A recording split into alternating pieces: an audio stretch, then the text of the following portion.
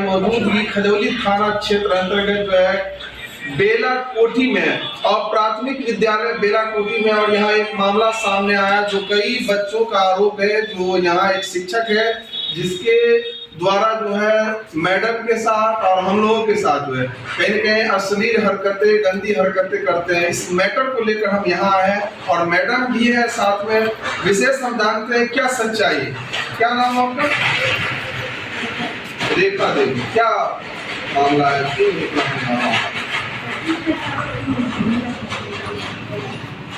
बिल्कुल गलत है। ये जो बच्चे, छोटी छोटी बच्ची बता रही है जो सर हमारे साथ की गलत हरकत कर रहे हैं, क्या ये